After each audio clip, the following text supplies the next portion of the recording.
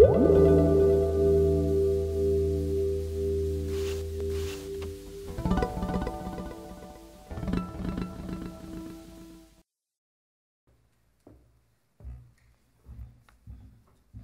you very much, Jonathan. Ladies and gentlemen, it's a pleasure to be here. It's a pleasure to be here because it's an innovation forum, and as I will sprinkle through my opening remarks, I don't believe that in Australia we do enough innovation. I don't think that we build partnerships well enough. I don't think that we link our researchers with business and the, say, financing sector well enough.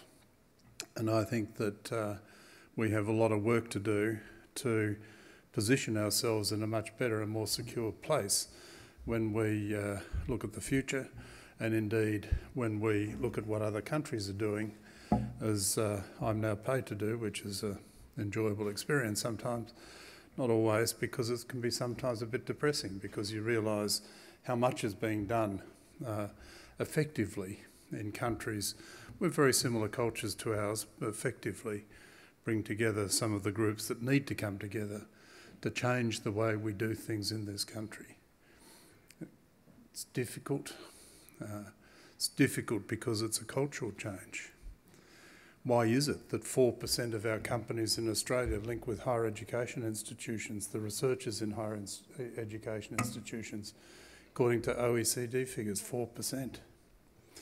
You think to yourself, how can it be when 60% of our researchers are actually in higher education institutions? Another 10 or so % in publicly funded agencies like CSIRO. And yet the link between business and them is at around about 4%, according to the OECD, 33rd out of 33 countries. The one ahead of us is Mexico at 10%. British, where we are probably, in terms of our research base, most culturally similar, is at around about 40 or 50%. What do they do that we don't? Hard. It's easy to find out what they do that we don't. It's hard to introduce some of the changes that you need to make these things happen.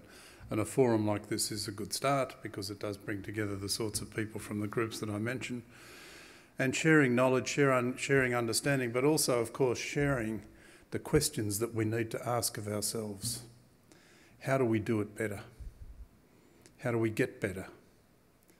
How do we actually individually make a difference to some of the big issues that confront those of us with the privilege of being able to work in areas where we can make a difference for the people who don't have that privilege? And I think it's a particularly important thing that you're doing. And I think it's an important thing for us as a country to be able to embrace, see the need and to act on it, to make a change that will indeed leave our country in a better place than we found it. And I think that's what we're all here and trying to do. Now, it's no secret to those of you who work in the water sector that water and its management is critical importance today and the future. Of course, it's a global issue. When you think about the world around us, think about the world all around us, but also to our north, and you think of what the water systems are like, when you think about the problems that many of these countries face and the problems that we have too, and we can share a lot of that knowledge, and I think it's particularly important that we see ourselves as part of a global community, solving our own problems, because who else is going to solve them for us, but learning from what's happening in those other countries too. I can remember when I was a good bit younger than I am now, seeing a movie.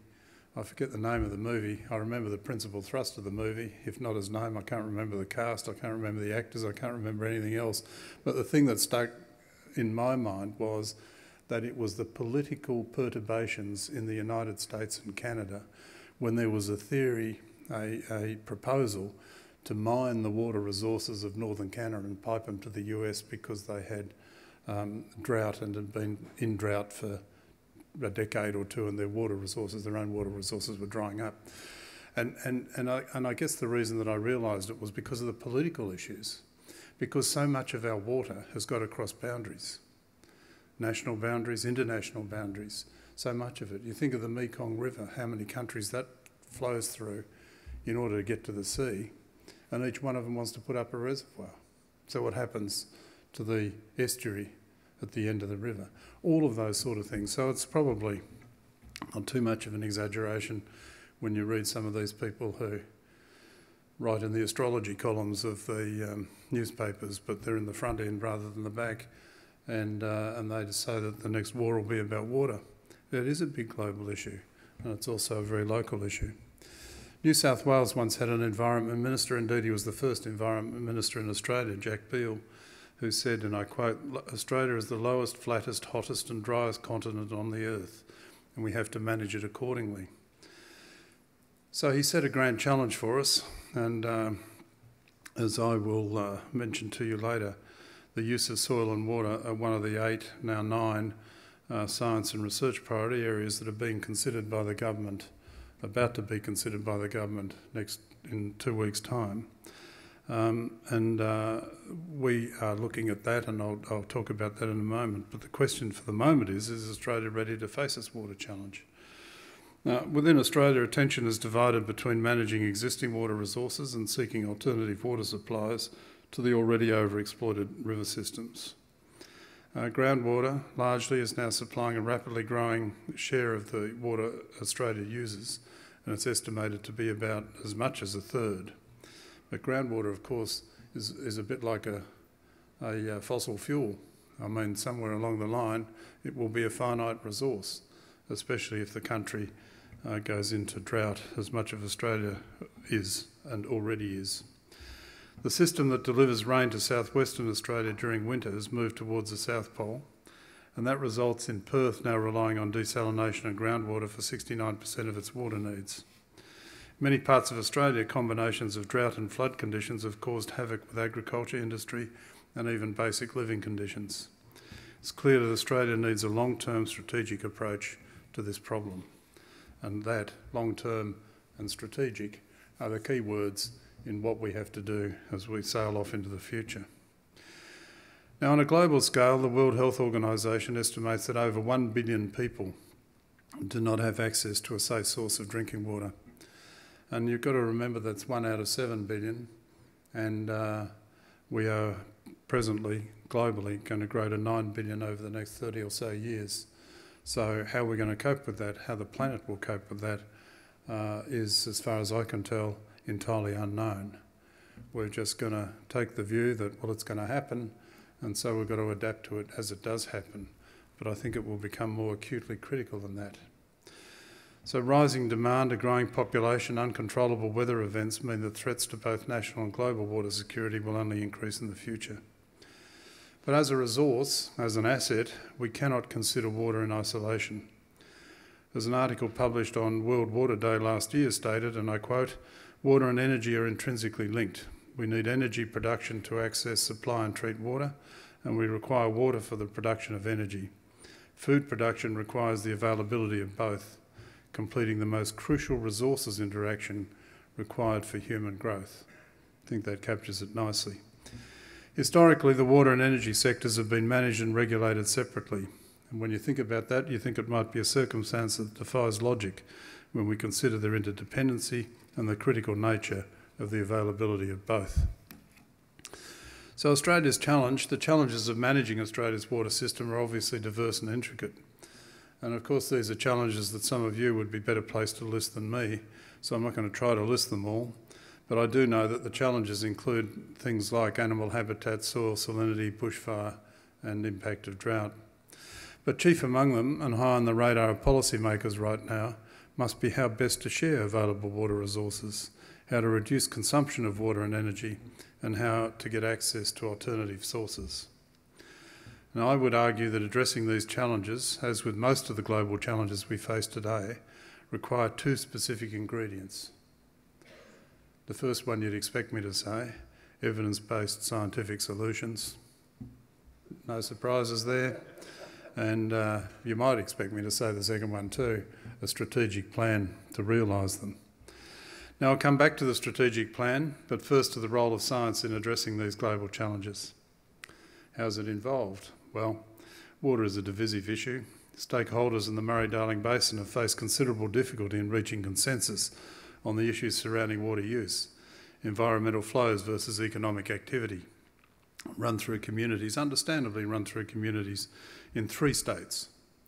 So it's hard enough to manage water that crosses state boundaries in this country. Imagine how difficult it's going to be managing water that's across international boundaries, all of them with armies and all of them with historical hatreds.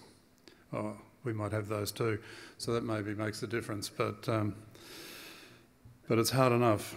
The role of science is to provide evidence to help find the best way forward and to carefully and clearly explain it to their stakeholders. As a nation, Australia's role should be to effectively manage our own water assets and to contribute to the global water security effort. And it's all very well to say that science should underpin that effort. Of course I could say that. I say it probably every day. But indeed, I've observed that scientists seem to say it quite a bit too. So that doesn't mean the Australian community has uniformly welcomed the suggestion or that the resources have been there to ensure that the necessary science can be done. Despite increasing droughts and declining rain in eastern, southern and southwestern Australia, public investment in water research and management is close to a 30-year low. Investment in water research is just the beginning, of course. Our capacity to set out bold ambitions without thinking about what it will take to follow them through, never ceases to amaze me. Indeed, I'm confidently informed that we can and should start turning our rivers inland and converting our desert centre into a garden paradise. And I do, of course, look forward to steering my houseboat from Canberra to Alice Springs, but putting that to one side, is it practical? Is it practicable, and what would it require to do it anyway?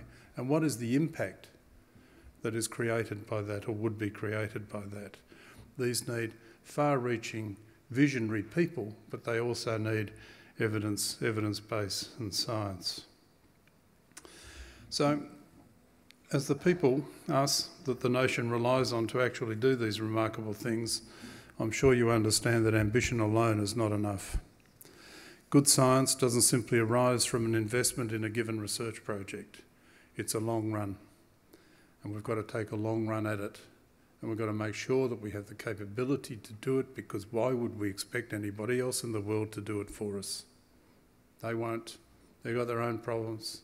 Some of them are common, some of them are shared. We can link with them, but at the end of the day, it will be us who solves our problems.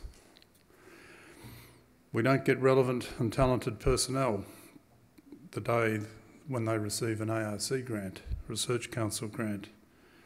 We've got to have a pipeline of skilled scientific researchers with a background in relevant research, those who have completed a valuable degree or two and arrived at university with a school education where science and mathematics were studied under teachers qualified to teach those subjects.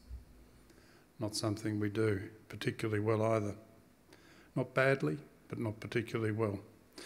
So for Australia to generate the kind of research that will assist in managing our water security, we need to begin by maintaining interest in school science. We need to have systems in place to support primary and secondary teachers who are teaching science and mathematics and work to improve the current situation where a third of year 7 to 8 students are taught mathematics by teachers without a major in either mathematics or mathematics education. So 1/3 of our year 7 and 8 students are taught by people with no maths preparation, and a difficult job to try to get enough to teach these young people whose views of mathematics are formed at that point. And if they find it too hard, too tough, too puzzling, too poorly explained, they're not going to do it. Think of how often we use mathematics. Think how often we have used mathematics in the last hour. And then you suddenly think, why are we doing this to ourselves? Why aren't we taking a much more vigorous, rigorous approach to making sure that we're preparing our young people with the talents and skills they will need to take this country forward? So we need to attract students to tertiary degrees that incorporate all of the skills necessary, that might incorporate studies of water and water system management, such as agriculture, civil engineering, earth sciences and biological sciences. All of them can have an impact.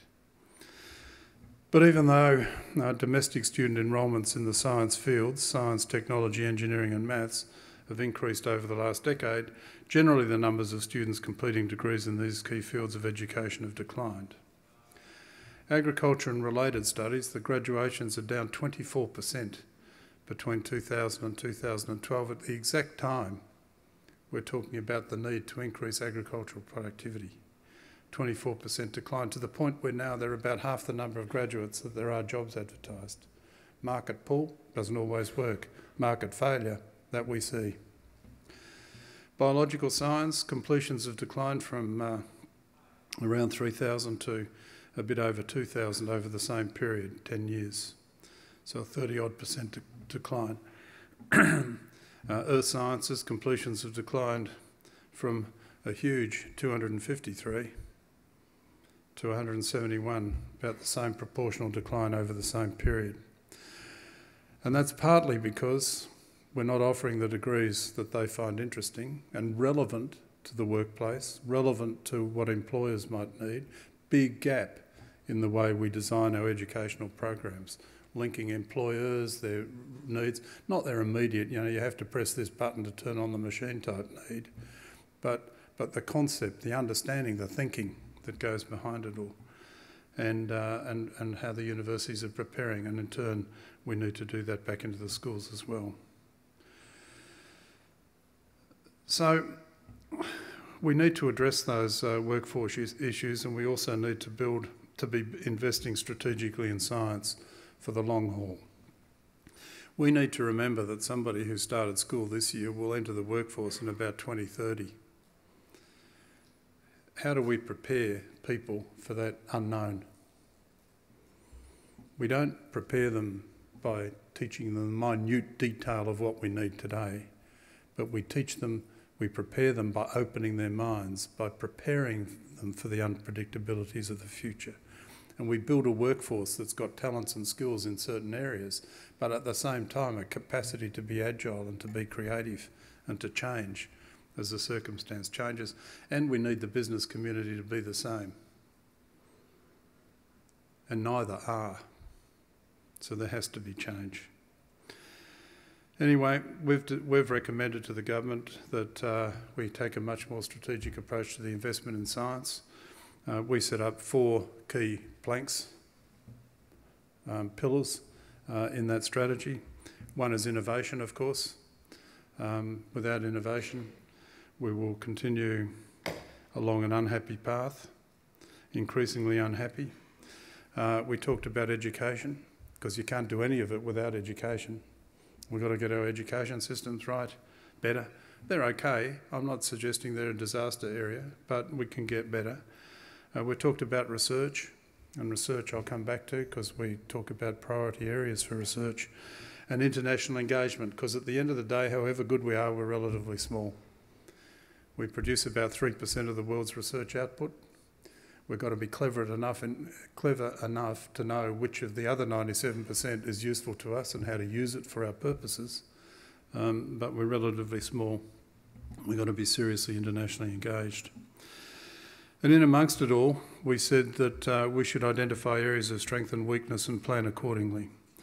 So we have persuaded the government up to this point to, only in principle, ensure that an allocation of the a proportion of the 9.2 billion allocated for research in this country, research and development in this country, which includes $2 billion worth of tax incentive for companies to engage in R&D, but a proportion of that should be spent in priority areas. We can't do everything. We can try to do everything. We could do a little bit of everything, but we wouldn't do very much very well. And I don't think being modest and mediocre is a way for a future. We have to be excelling at some of the things that we choose to do, and we have to make sure that we invest appropriately in those areas. So we have, through the Commonwealth Science Council, the government has accepted in principle that we should work up priority areas and bring them back to the next meeting of the Science Council. The Prime Minister chairs it. The Prime Minister and his ministers will make a decision about what to do when we take our work back. And I'm hopeful they'll think it's fantastic and that we'll get on with implementing. But we've gone around and we've been trying to make sure that we build the case for setting priorities, which is not to say, let me repeat, that we are saying all of the research and development budget should be spent in the priority areas. We're saying a proportion of the Commonwealth spend of 9.2 odd billion should go into these areas, and that we should be making sure we invest an appropriate amount in them. So we've established, we took 8 broad areas, one of which is food, for example, one of which is soil and water, and we're now working out what are the particular challenges that lie within those areas that we should make sure, the 2 or 3 most important things. Of all the important things we could be doing right now, what are the 2 or 3 most important to make sure that the Commonwealth invests an appropriate amount in it? And we are now in the process of doing that. If any of you are interested in where that's up to, you can look at my website and you'll see them listed as of yesterday with the breakout of some of those particular challenges. That flows from a working groups that met on the 2nd and 3rd of March this year to identify under, for example, water and soil and water, which are the 3 most important things we should be making sure we invest in right now. And we've been elaborating and iterating those with consultations with other people to make sure that we get them as right as we can. Not to try to do everything, not to make sure that we've got everything listed so everybody who picks up a cup of water can say they're doing research on water. Just the 2 or 3 most important things of all the choices we could make. So the thing to note too, if you do have a look at them, is that the work under different priority areas will be inextricably linked. As I mentioned, there are issues, we have a priority of energy and one of resources. As I said, soil and water and food. There are linkages that run through those. We are not trying to say that there are no linkages. We are trying to say that where the linkages are, then they invariably cross a substantial number of federal departments. So you actually need agencies to work together and come out of the silos and come out of the possession building game and say, if we're going to work on this area, then we need to work with them in that department or that agency or that university and facilitate the process by which such collaboration can occur. And it's one of the reasons why the research community was, for those of you who turn on a TV, radio or look at a newspaper, you will have seen over the last few days that there was a flurry of activity about a national collaborative research infrastructure scheme. The reason for that was that it was one of the schemes we've got, one of the most successful schemes we've ever had in this country for getting researchers to collaborate across their discipline or institutional boundaries. And it worked very well, and it's just been funded again for the next financial year, of course. So I think I began by asking if we're prepared to face our water challenges. My view is that the adoption of science and research priorities, a strategic approach to science that lets us build capacity and capability, priorities that make sure that we are spending at least some of our funding in the right areas, is an important step in the right direction. And we must continue to act as though we mean it and back it up by focusing our research efforts, both basic and applied, in those areas. There are many problems that we confront where we just don't know enough. We don't have enough knowledge to solve them, and we've got to be able to do that fundamental research as well. So, ladies and gentlemen, I'm going to finish. I've probably gone on too long, but I'm going to finish by saying that, again, I applaud the notion of a Water Innovation Forum. I think that getting the groups of people, the people in this room together to talk about issues and solutions and to find out what we need to do and to work out how to work together to be able to address, solve, mitigate, manage, adapt some of those problems, I think is a really very important step. An important step to how we use, how we manage, how we develop, how we actually understand how we can use a scarce but critically important asset for this country, and that is water. So I hope the linkages build, I hope they endure, I hope they're strong, and I hope they lead to really great outcomes that will position us well when we think about how we can leave Australia to those who come after us. Thanks very much, and good luck with your forum.